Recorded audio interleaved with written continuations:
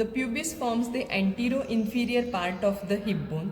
It also forms 1/5 part of the acetabulum. The pubis has three structures, that is the body, superior ramus and inferior ramus. The body of the pubis, it has three surfaces: anterior surface, pelvic surface and the medial symphysial surface. The medial symphysial surface unites with the other medial surface of the other hip bone and forms the pubic symphysis. The pelvic surface forms the anterior wall of the pelvis. It is related to the urinary bladder. The superior ramus. The superior ramus has three borders: superior border, anterior border and inferior border. Superior border is also called as the pectineal line or pecten pubis. The anterior border is also called as the obturator crest. Pecten pubis is the sharp crest extending just behind the pubic tubercle. Pecten pubis. The anterior border is also called as obturator crest, which extends from the pubic tubercle and forms the upper boundary of the obturator foramen. The inferior border, it is the sharp and forms the upper margin. The pectineal surface. The pectineal surface lies between the superior and anterior border. This is the pectineal surface of the pubis. It is the sharp crest. It just extends behind the pubic tubercle and extends up to the iliopubic eminence. The pelvic surface, it is lies between the superior border and inferior border. This is the pelvic surface.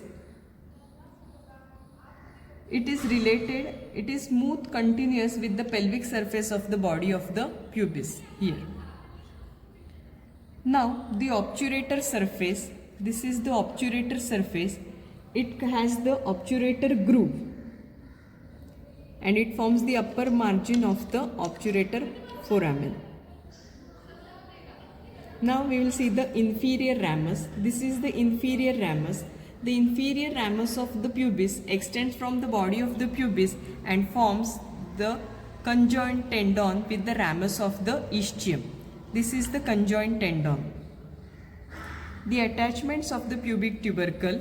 The pubic tubercle is attached to the ilioinguinal ligament. The pubic crest. This is the pubic crest. The medial part of the pubic crest is crossed by the medial head of rectus abdominis, and lateral part takes origin to the lateral head of the rectus abdominis and pyramidalis muscle. The anterior surface of the pubis. Here, the anterior surface of the pubis gives attachment to the anterior pubic ligament, origin to the adductor longus, gracilis and adductor brevis. So adductor longus, gracilis and adductor brevis muscle.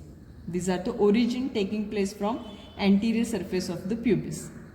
The posterior surface of the body of the pubis, it gives attachment to the levator ani, puboprostatic ligament, and this is the origin of the obturator internus muscle. This is the pelvic surface. Attachments, three attachments: levator ani, puboprostatic ligament and obturator internus. Now we will see the attachments of the pectineal line. This is the pectineal line. It is medial, it is attached to the lacunar ligament, conjoint tendon, and whole of this line gives origin to the pectineus muscle. The pelvic surface of the pubis is also related to the ductus deferens in male and round ligament of the uterus. The obturator groove sends the obturator nerves and vessels. The obturator groove transmits the obturator vessels. So this was all about the pubis.